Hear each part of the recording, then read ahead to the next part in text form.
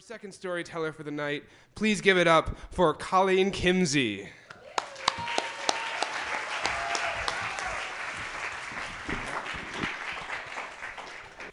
When I was 12 years old, I had my one and only wet dream, and that's how I knew I was a homosexual.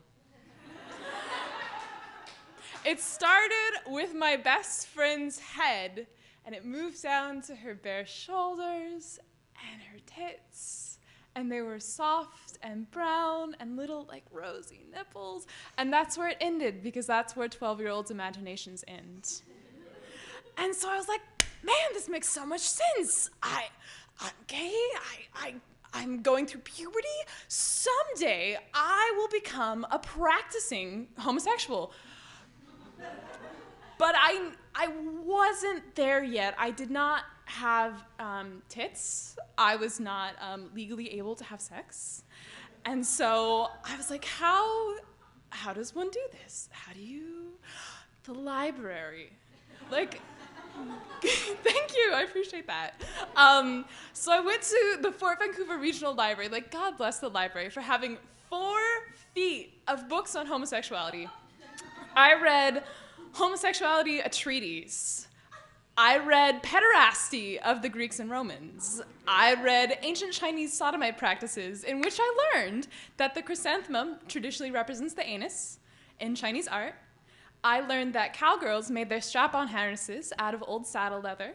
And I learned that a Boston marriage can sometimes involve 2 women going down on each other. And I was like, yes, I am preparing. I am so ready. I read Our Bodies Ourselves. I read The Joy of Sex. I was grossed out by the penises, and I verified my pre-established theory. I read The Joy of Lesbian Sex, and I was like, yeah, ready. So I built up this impeccable resume, and when I was 17, I was like, it's time for college. People get laid in college. I don't really trust my 18-year-old self to really get laid very well, so I'm going to go to women's college because there's low-hanging fruit there.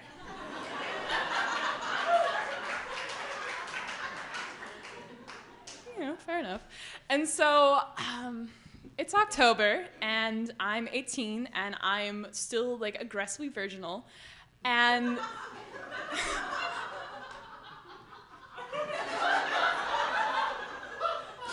we all have that phase, thank you.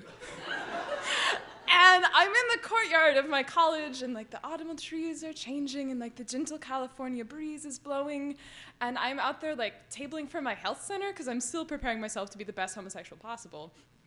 And one of my friends is like, look at this new technology that my iPhone can do. It can play music really loud. It played Electric Feel by MGMT. Do any of you know that song? Ooh, babe, shock you like an electric feel. And I danced just like that because I don't have rhythm. And so I feel this like weird pressure on my butt, and I'm like, are my jeans too tight? What is going on? I turn around, and it's this girl, and she's like, you're a great dancer. And I'm like, no, I'm not. But thank you for saying so. And so like Halloween rolls around, and because my friends are like thoughtful, nerdy feminists, we decide that we're gonna go as Slutty Harry Potter ensemble. And I got in sort of late in the game, so all I was left with was Slutty Golden Snitch. And so I had like wings, and I had like a little gold bra, and I had like little gold booty shorts, and kind of a side note to the story is my college newspaper took a picture of me at the dance and was like, oh, you look so cute, we'll publish the picture. And then they showed it to the editor, and the editor said, we have a policy of not publishing pictures that people will regret. And at the time, I was like, no, man, it's my body, I'm proud of it. And I'm so glad that I did. And so we're at the dance, and I'm like doing this kind of dance, because this is like my specialty. And I feel this weird pressure on my butt again, and I'm like, I know who this is. And it's totally the girl again, and she says the 4 words I have been waiting to hear my whole life.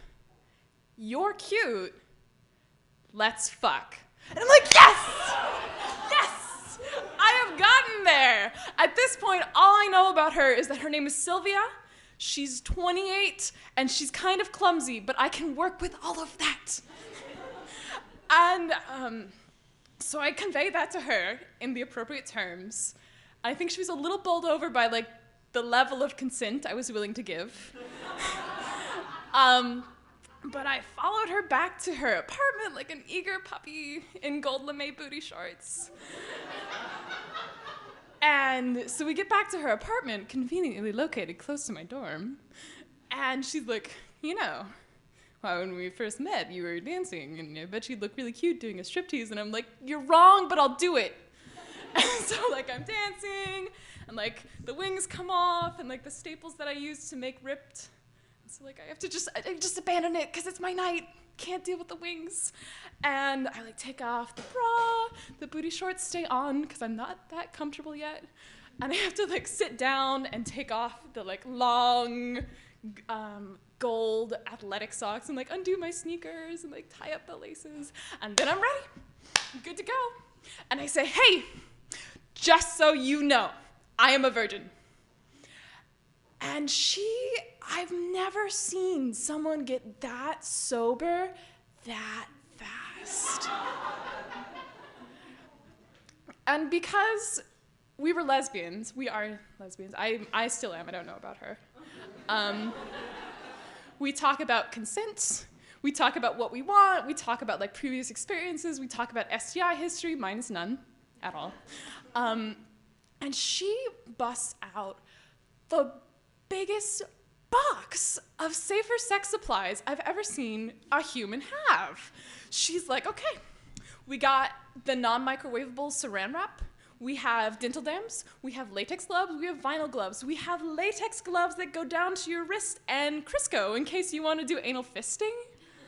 Like, this woman was ready. And I thought I was too. So I like lay down on her bed and I'm naked and I'm like, okay, I don't know what happens next. And so she puts one finger in me and like, I think about that and like, I have not included this in the research. We can continue. She puts two fingers in me, and that's my limit. That's my limit of bravery. I sucked it all up to get to that point, and like I am not brave enough to have an orgasm with this woman. And so we cuddle. And then the next morning, when I'm like really savoring Little Spoon, I creep around and like look at her room a little bit as I'm laying on her bed, because like that's the whole point of, you know, creepy one-night stands, is to see other people's bedrooms. And she has like a lot of medication there. And so after she like shakes my hand and says like that was fun, and like I walk back to my dorm with my like broken cardboard wings, I Google this meds. And it turns out they're for Lou Gehrig's disease. And the average lifespan of someone with Lou Gehrig's disease that's onset at her age is 35. She was 28 when I met her. At the end of the year, she had to drop out because she could no longer walk around campus. And so I think what I realized from that experience was that I had done all this research and I was so prepared for everything about homosexuality and desire and sex, except for the other person.